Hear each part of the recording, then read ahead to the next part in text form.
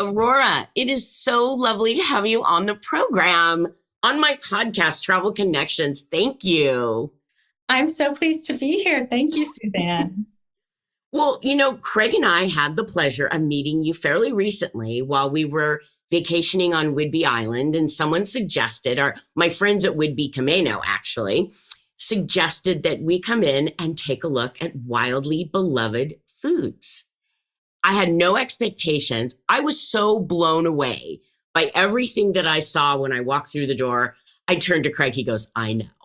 And I said, oh, she has to be on the podcast. So thank you so much for being here. You're so amazing. Thank you, Suzanne. It was really lovely to give you a tour and show you what has really become my baby, my third child. It's been a wonderful journey, a pasta-centric journey for me. A pasta-centric, I love that. Well, your company is called Wildly Beloved Foods, and you make delicious, organic, dried, and fresh pastas, and you only use certified organic products, which I love, and your eggs are local. Okay, I brought a pile of it home with me because I was so excited. You did. It cooks up so beautifully. I didn't even get a chance to tell you this.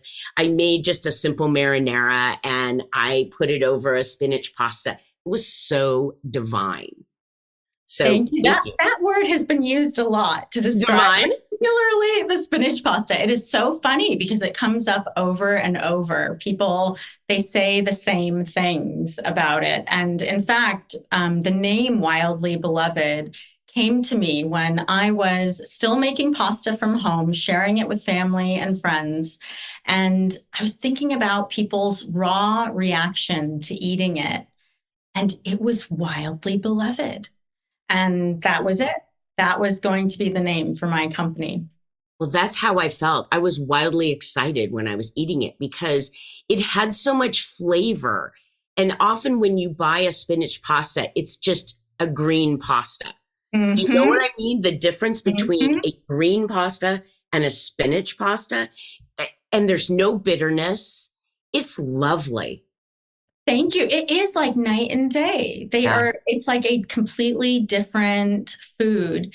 And that is actually the origin story. About 15 years ago, I was a single person before children, lots of time to dedicate to things like cooking.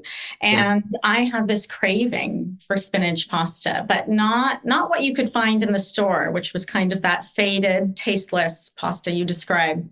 Right. I wanted bright, vibrant green spinach pasta, and it didn't exist. Even the fresh pasta at the health food stores, Whole Foods Wild Oats, when Wild Oats existed before Whole Foods bought it. And so I decided I would teach myself to make it. So I did what people do. I went to my local kitchen store, which was Williams-Sonoma in my neighborhood, bought all of the toys, and dove in. And the recipes that I found called for buying frozen spinach, squeezing it with a towel until all of the water is gone, which to me as a foodie and someone who cares about nutrition was sacrilege. So I rebelled, as I often do in the kitchen, and decided to just buy organic baby spinach, blend it in a food processor, no blanching, and put it right into my dough. And it was magic.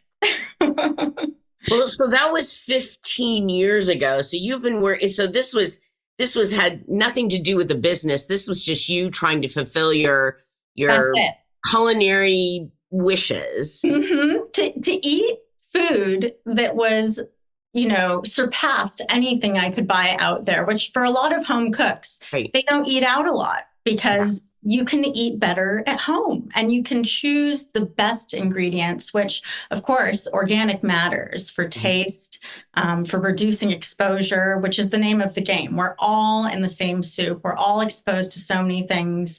The more you can reduce it through, clean living, the better. I totally agree with you. And I think it's everything. Anytime you can buy organic, I think you should.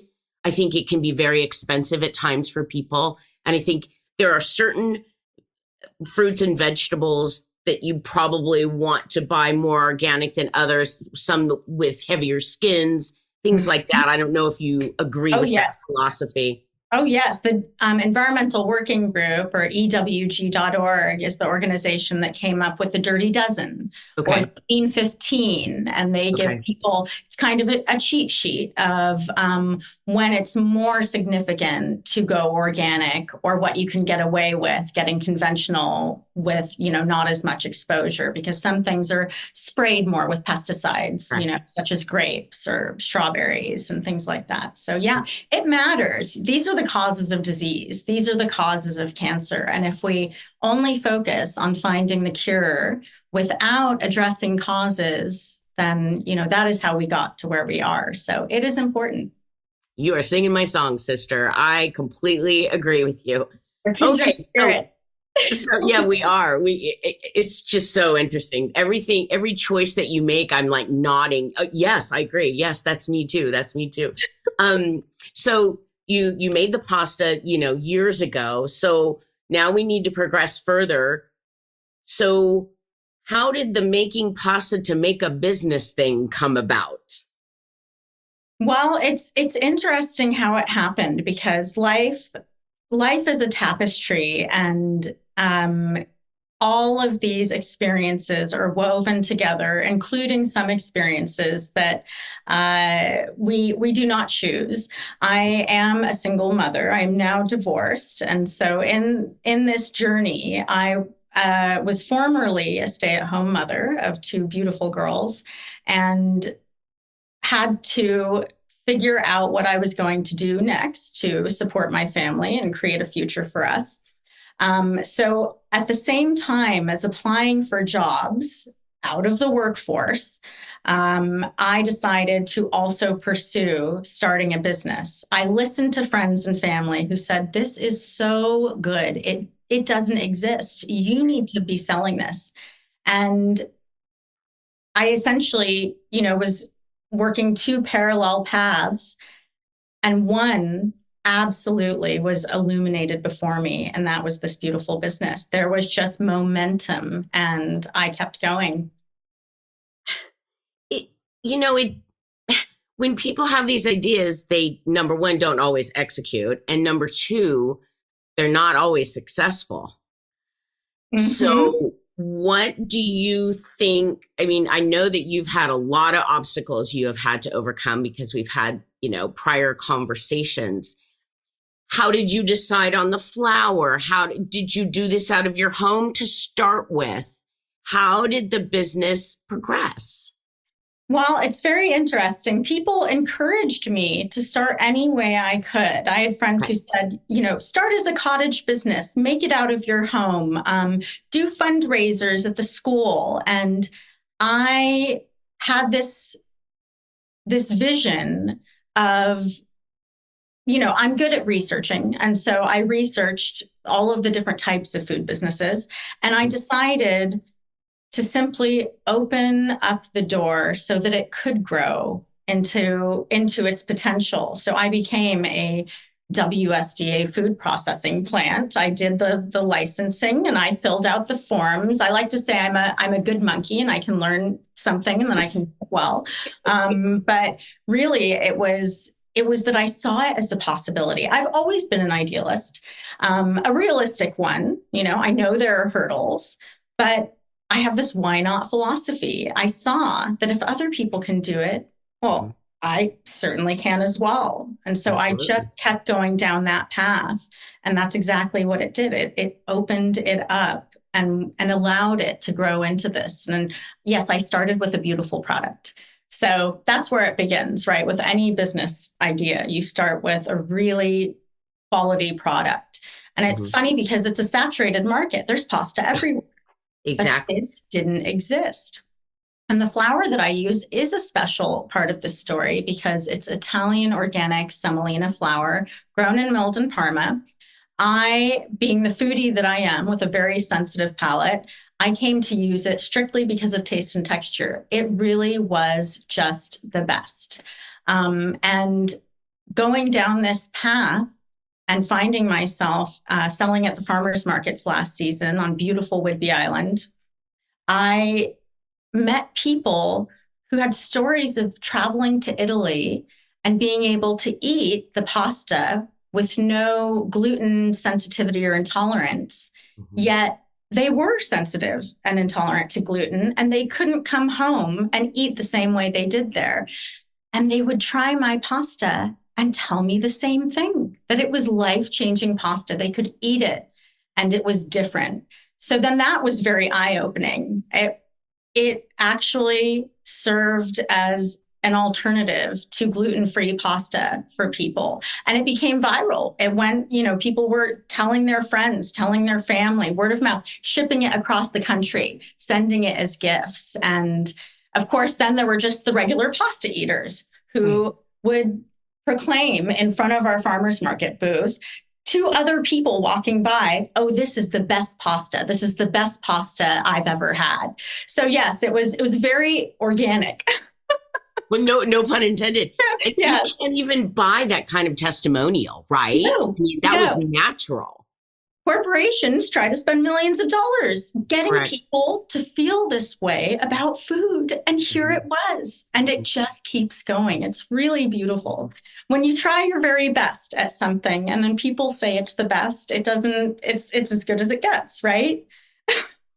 You know what? I agree completely. And then, so you started, but then you came to Whidby. Did you start this business on Whidby Island, or was this prior to coming to Whidby? I don't know the timeline exactly. Mhm. It was all born on Whidby. I moved in the year of pandemic, so the summer of 2020. Moved to be closer to family because, of course, raising children without the village is not easy. Correct. And so the moment I drove on the island, it felt like home. I've lived in a lot of places. I'm actually from Los Angeles, but I was the only one of my sisters to leave Los Angeles. I still have three sisters there in a quest for home, for a more wholesome, idyllic place to live. So I've lived in the mountains of Salt Lake City and Colorado, very beautiful places. But I was still searching. And the moment I drove on this island, this was it. I had arrived. So yes, 2022 was the year that Wildly Beloved Foods was born. So here I am in my second year of business, and it's just an adventure. Well, and it's so interesting. Our lives parallel in other ways too. So I moved to the Pacific Northwest in 2020 as well. And I moved during the pandemic because our daughter had twins. I don't know if you know that part of my story. And then because I'm a travel writer and I am a travel writer, but I began Travel Connections podcast while I had downtime and couldn't write about travel. Oh, So I was discovering the Northwest, and I discovered the beautiful island of Whidby, and I was smitten. There is something about that island. I think I have done 6 different types of podcasts that focus on Whidby in one way or another, through a chef's eyes, through a restaurateur's eyes, now through Wildly Beloved Foods. So I'm telling this destination story through these amazing humans that live on this island. Do you think that Wildly Beloved Foods couldn't be as wildly successful without being from Whidby Island? oh, there is so much serendipity in this Yes. place. It is full of magic. It really is. My family has a vacation home in Big Sur, California, which is very beautiful on the Central Coast.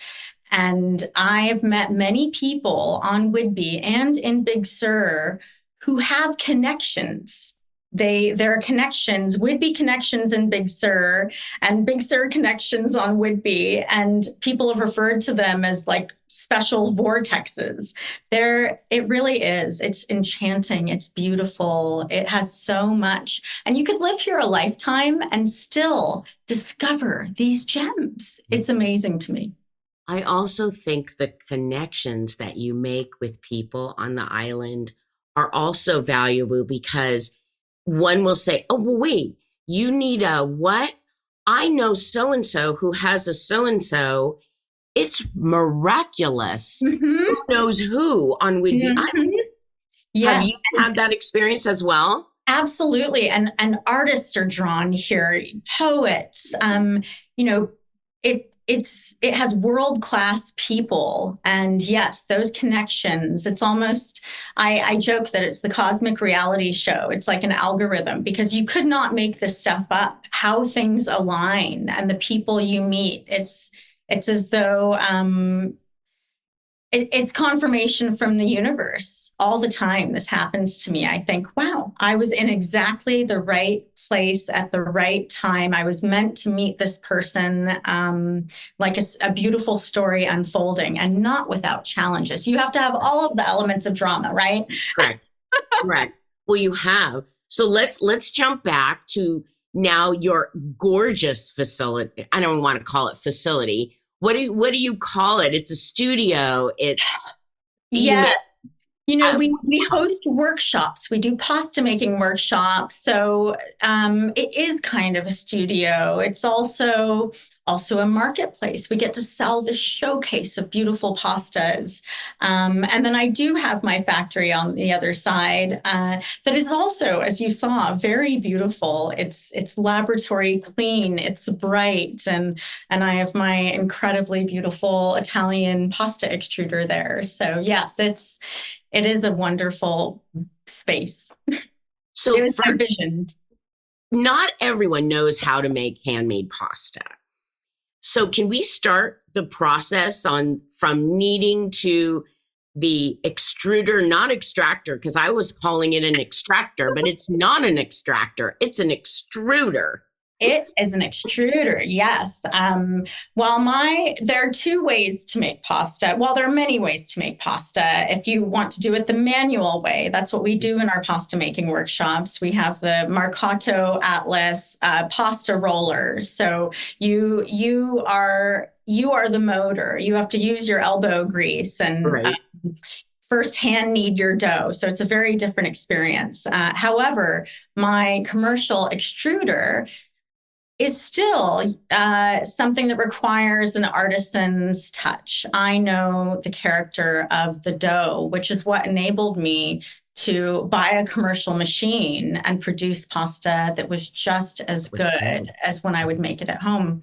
And it really does it all. It does the mixing. I'm putting the semolina in, or Hmm. semolina and eggs. But my hands are on the dough. I have to pay attention to humidity and temperature, all of those factors, which bakers know very well, to make sure that it is just right before I actually extrude it. And what extruding does is it's using a lot of force to push it through these bronze dies. Each shape is created with a different bronze die. I like to say it's like adult Play-Doh that you get to eat. I get to change the die and then make a different beautiful shape. And what bronze does is it gives it a rough texture to any shape, even if it's a flat shape like fettuccine or spaghetti, that really grabs onto and dances with sauce. It makes divine pasta. Wow. Isn't it So fascinating? it is fascinating. And I'm trying to conjure this in my head. And while I was there, I did take some great photos of it. So if you could describe it for us, is there a place at the back where the flour and the eggs go in and then it mixes behind it before it comes out the extruder? Yes, and I have videos on my Instagram at Oh, Wildly Beloved Foods. If anyone wants to see it in action, because they are very mesmerizing. Essentially, it has a chamber, so okay. I'm lifting the top portion of the machine, pouring in my ingredients, whether it's spinach or eggs or just semolina and water, and then it's mixing in that chamber where the mixing paddle is actually turning in one direction to Okay. mix it. So it's then when I set it to extrude, it's then turning in a different direction and it forces it through this very heavy auger. If you held it, oh gosh, I haven't weighed it, but it feels like 10 pounds. Yeah. It is a very beefy machine, and so simple at the same time. It's really incredible. And it's made in Italy, in northern Italy at the foothills. It's made by a family called Botene. And as it turns out, Botene is the oldest pasta equipment manufacturing family in Italy. In fact, they invented the home pasta extruder and patented it in 1875. And that is that manual machine I showed you where you sit on the bench and then you can load dough in the chamber and go to work. I like to say earning your pasta because it does take a lot of muscle to get it through there. But it's really neat. It's this rich pasta history and I just love it. Well, I'm a big fan. I go to Italy a lot. I have made fresh pasta for a very long time, but it was so fun for me to see what you do and describe. Okay, so oh my goodness. So in order to be a part of your world, you can be a part of your world in many ways. You can buy the pasta. And so how do you buy your pasta? Do you have to come to your store on Whidby, or do you have it out in the world, or how do I get to it? That's my first question. My second question is, can you describe what classes are like and what kinds of classes that you have? Well, firstly, I would say if someone could plan a trip to Whidby, that is absolutely the best thing to do. It has so much to offer. And we are located right off the Clinton ferry. So you can make this the end of your trip if you'd like to drive from the north end and visit beautiful Deception Pass, which rivals Big Sur beauty. It is absolutely gorgeous. Or you can make it the beginning of your journey and go right off of the Mukilteo Clinton ferry. Right. We do have the greatest selection here of fresh and dried, but we also sell online. All of our dried pastas we can ship all across the United States, and we have a list of local and out-of-state retailers. We're now in 3 states, California, Oregon, and Washington, and growing, which is lovely. Wonderful. Actually, now we are in some eastern states as well. So we have a whole list. It's hard to keep track of when you grow as fast as we do.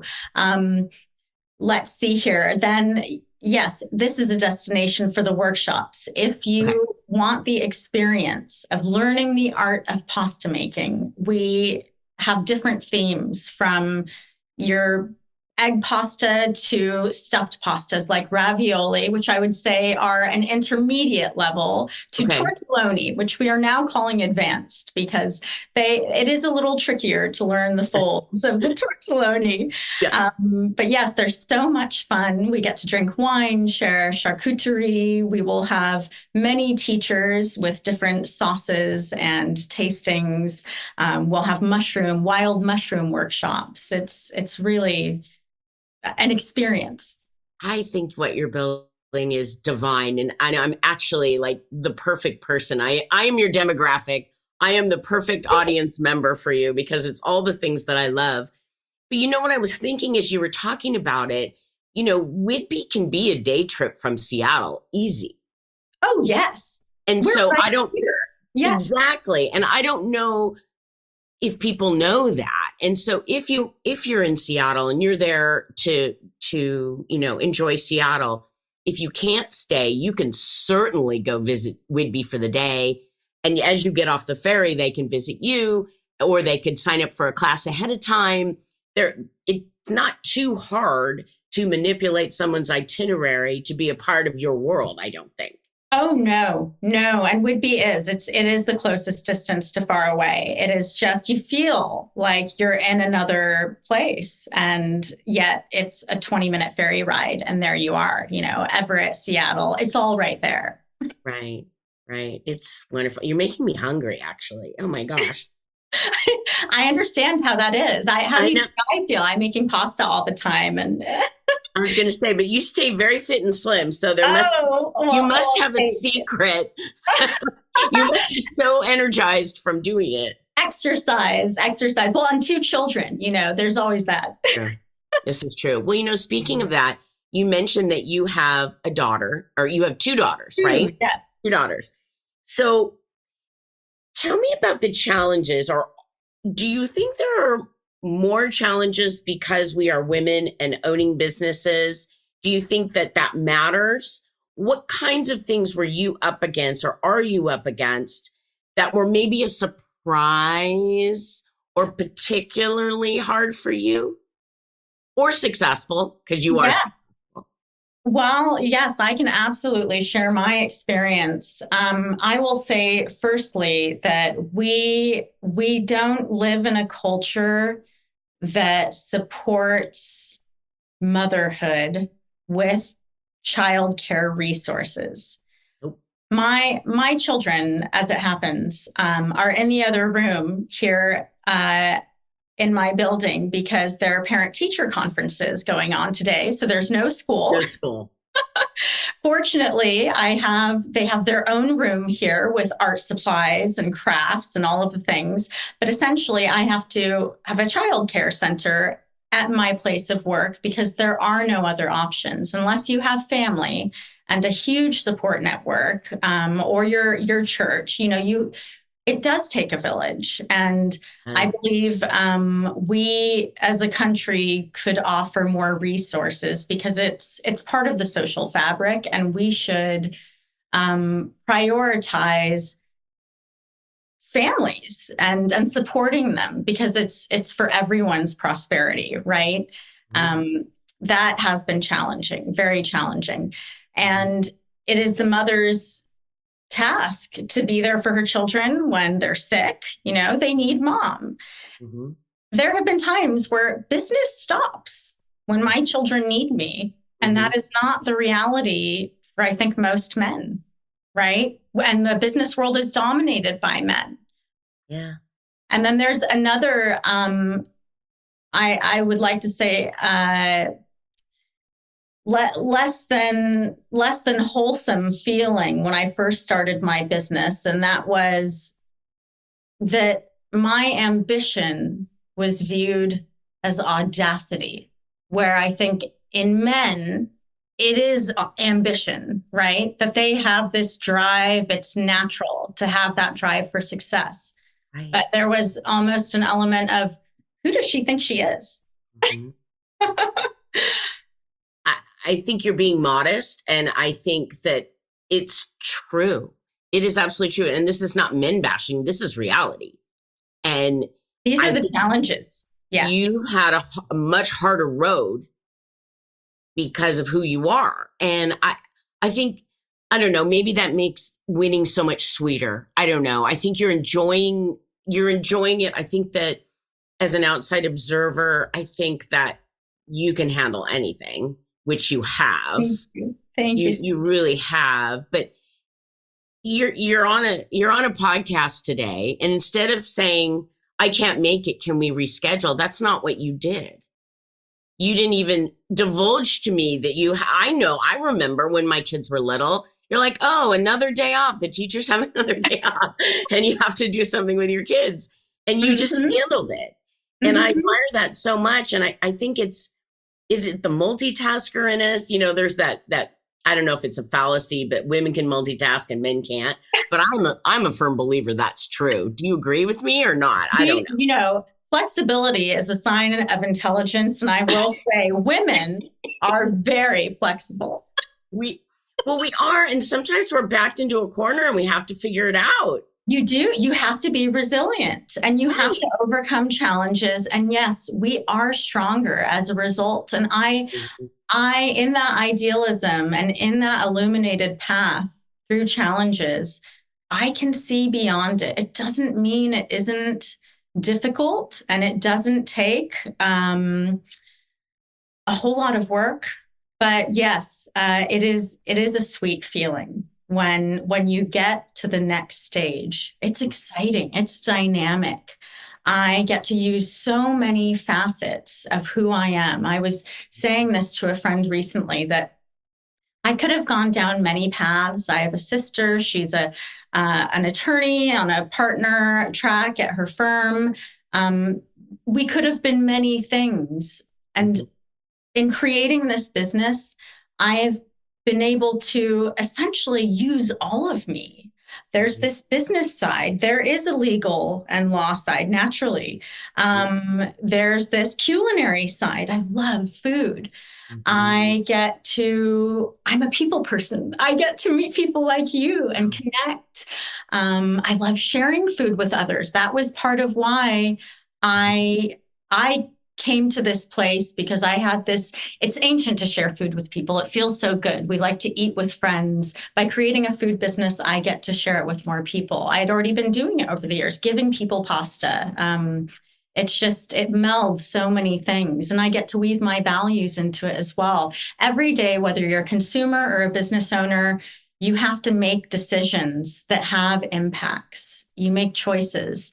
I was able to make choices that use organic ingredients, that our packaging is all compostable. I wanted to talk about the packaging. Can we touch on the packaging? Yes. Because that was like a ding, ding, ding for me. I was like, yeah, you go, girl. I was happy. I'm so happy that it exists, that I, as a business owner, was able to make those choices. So thank you to those companies. There's a company called Elevate Packaging that makes all of our dried pasta packaging. It is actually non-GMO, home compostable, plant-based cellophane bags, even the labels and the reseal tape. It's just beautiful that it exists. It is more expensive than if I had just gone to the plastic alternative. And I trusted that there would be consumers like me. I built a business based on me, what I think is worth spending the money on, because I'm looking toward the future. And it's an investment. And sure enough, it resonated. There are so many people who feel the same way and have been the wind in my sails, people like you, Suzanne. Well, thank you. And I was thrilled. I mean, that was just a side benefit. I was so excited about the pasta. And then I'm reading about your packaging, and then I got to see it. And besides that, it's beautiful. Thank you. Thank you. But you're helping the planet on top of it. I mean, I don't know. You know what? I love it. I really do. It feels so good. You've got a lot of elements to what you do that is so fulfilling as a person. And you get to give this love every day in what you do. And I think a lot of people would really love to have a job like that, because most people don't get to do something they love and actually make money at it. I feel so blessed. It's true. It's true. And I will share something very exciting and new. There was a fabulous, fabulous bakery called Seabiscuit. I don't know if you'd ever visited on Yes, the I have. Yeah. World-class pastries, baguettes. Well, unfortunately, they recently closed. Right. And with serendipity, the woman at the helm of Seabiscuit, their head pastry chef and baker, Elise Taylor, has come to work for me for Wildly Beloved Foods. Yes. So, oh my God. How lucky am I? And she feels lucky. It's just this beautiful thing where I've built a company that perfectly aligned with her values and ethics and what she wanted to do. And so here we are. We're going to grow together. I am so excited for you. Thank you. There's a chapter 2 here, so we will have to reconvene. Yes, indeed. We will have to reconvene, my dear. Yes, indeed. Remind everyone what your website is and your Instagram, because your videos are really great. Are you doing your own videos? Because they're very cute. Oh, well, thank you. I am probably not for long, as you can imagine. The pasta is the star. So the content is there, and they are mesmerizing. Even my daughters, you would think they would be tired of watching it, but they love watching the pasta videos. Our website does not have the videos, but our Instagram does. That is the tag at Wildly Beloved Foods. And our website is wildlybelovedfoods.com. Well, that's easy. Easy peasy. Aurora Echo, you are delightful. Thank you so much for your time and juggling your mommy duties with your business duties. And It was wonderful. And I can't wait to see you again and eat some more pasta and take a class with you. Yes, please. Thank you, Thank you Suzanne. so much for being on Travel Connections.